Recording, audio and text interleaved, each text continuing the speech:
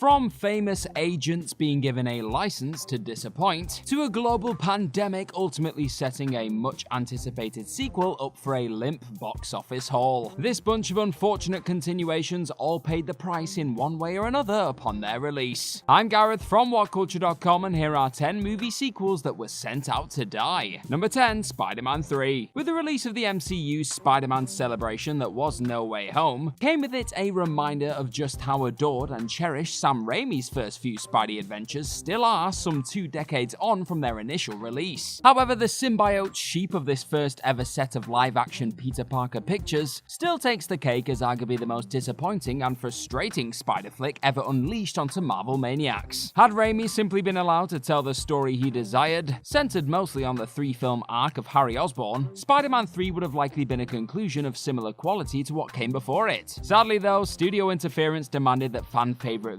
Venom be given a chance to bind with the already stacked entry, and an overstuffed, lopsided climax was ultimately gifted to those who had happily invested in the trilogy up to this point. Raimi has since admitted the film didn't work due to him not really believing in all the parts he was given to play with, again highlighting how this last Tobey Maguire solo Spidey show was always destined to underdeliver. Number 9, Fantastic Beasts: The Secrets of Dumbledore. You'd be forgiven for completely missing the fact that the most recent entry in a once untouchable Wizarding World franchise, what with more attention being paid to its former star's very public trial than the feature he was once attached to. Yet despite all of the negative press surrounding Depp's recasting, Warner Brothers were adamant their follow-up to the least successful outing for a Potterverse flick to date must go on. And go on it did, not my Grindelwald protest be damned. Unfortunately, the writing was on the wall for the Secrets of Dumbledore to inevitably experience a similar fate to that of the Crimes of Grindelwald, as the film's trailers met with little to no buzz, teased even more dreary and uninspiring adventures involving the likes of Eddie Redmayne's Newt Scamander and pals. Judging from the film's current haul of $334 million at the box office, taking its predecessor's crown as the poorest performing Potter picture ever, a film that seemed doomed from the get-go may have just put the final nail in the coffin for Newt and his anything but fantastic beasts. Number 8, Wonder Woman 1984. Easily taking top spot as the most acclaimed element of an otherwise drab DCEU, Patty Jenkins' first Wonder Woman had fans instantly chomping at the bit for a follow-up. And while it took a little bit longer to set free than expected thanks to the world being gripped by an unprecedented health crisis, 1984 did still manage to arrive on the scene by Christmas 2020. That is a weird sentence. Yet instead of giving Amazonian supporters another reason to fist pump, Jenkins' second wonderwork was met with some rather unflattering reviews. In any other period in time, said Gal Gadot starring sequel could have at least relied on its blockbuster appeal to paper over any critical opinions. Yet with 1984 landing in theaters at a point when going and sitting in a crowded venue was the last thing on many folks' minds, the film found most of its audience on streaming platforms such as HBO Max and Amazon Prime via rental. Like many other big screen skewed projects denied the chance to really soar in cinemas, a lackluster $166 million box office haul reflected a failure of an improvised release plan that most definitely won't be repeated for the already announced third entry. Number 7, Superman 4: The Quest for Peace. Hot on the heels of the first real signs of a few chinks in the Man of Steel's unmistakable suit within Superman 3, the fourth installment was being eyed up as a much more serious and grounded return for Christopher Reeve's Clark Kent/Kal-El. However, purse strings being tightened out of the gate wasn't the best of starts for Sidney J. Fury's production, and as Reeves himself would note in his biography, annoying corners were cut in order to achieve certain scenes for the follow-up, such as shooting a scene supposedly taking place on 42nd Street in New York, at an industrial park in England in the rain with about 100 extras, not a car in sight, and a dozen pigeons thrown in for atmosphere. And those pigeons are known for being right divas. Lenny Luthor actor John Cryer would go further,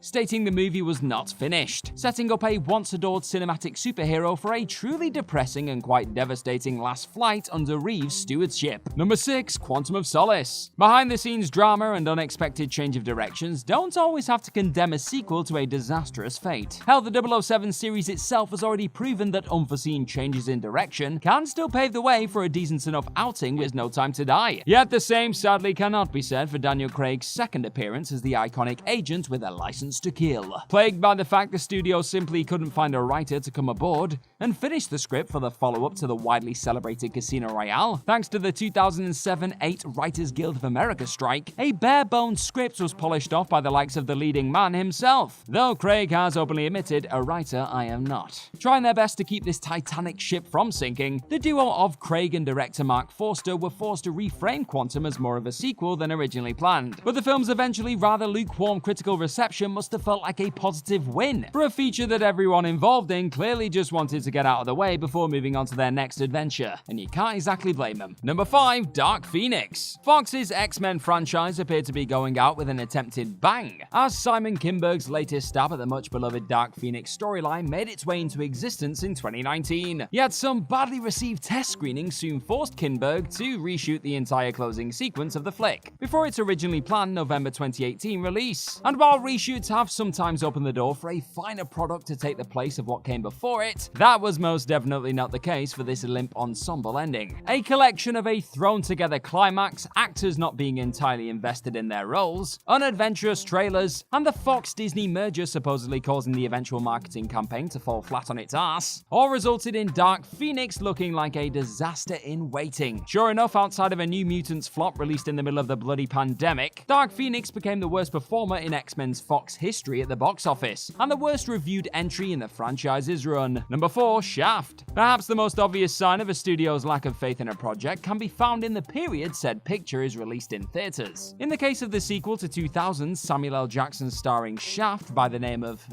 Shaft, Warner Brothers' decision to trot out the return of the iconic private investigator and former NYPD detective John Shaft on the same weekend as the comeback of another set of well-known agents in the summer of 2019 said more about their belief in the film's potential success than words ever could. As expected, Men in Black International thoroughly trounced the rated R offering, with a much more commercial and popular combo of that well-known property, and stars like Chris Hemsworth and Tessa Thompson setting the stage for a not-too-shabby $253 million overall haul, against Shaft's dismal $20 million on a $30 million budget. Sure, the flick's eventual dropping on Netflix likely led to it finding a broader audience long-term, yet even that arrival on the streaming giant's platform wasn't exactly sang out from the rooftops, once again showcasing how little hope everyone involved had in this unwanted follow-up. Number 3, Don't Breathe 2. Catching just about everyone off guard upon its frightening debut in cinemas back in 2016, Fede Alvarez's unsettling home invasion with a sickening twist horror flick Don't Breathe managed to come home with both a staggering $157 million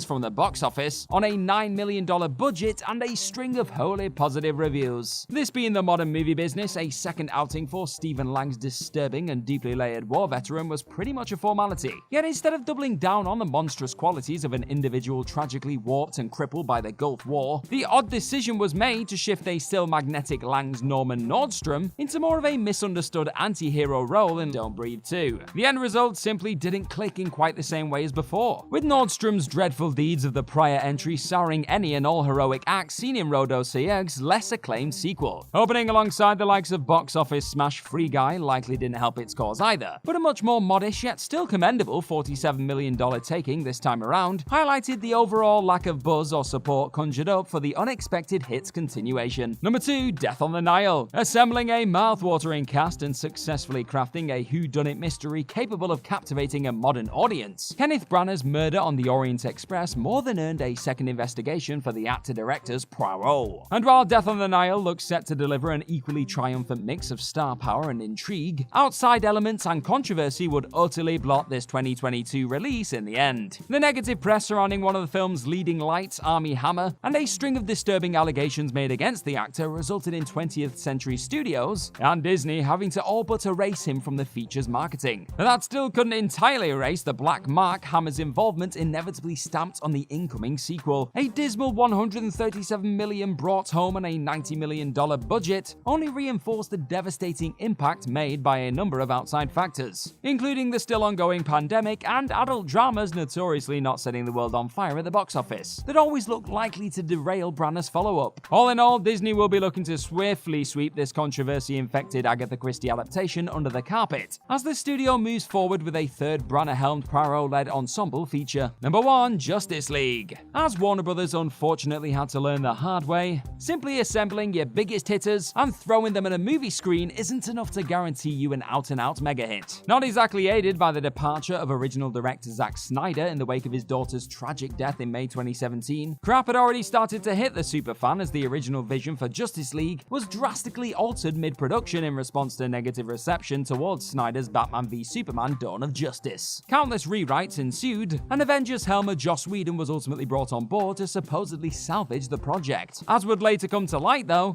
his presence only added to the issues surrounding the eventual ensemble dud, with the director's unsavory behavior on set being called into question by numerous cast members. All in all, Warner Brothers were very much aware of the rushed and problematic feature's many issues, but still refused to delay the project any further, reportedly not consenting to pushing the release date back due to not wanting to risk missing out on bonuses set to be paid to executives as part of their incoming AT&T merger before the film's scheduled debut. Whatever way you slice it, this first Justice League stab had mess written all over it for an age.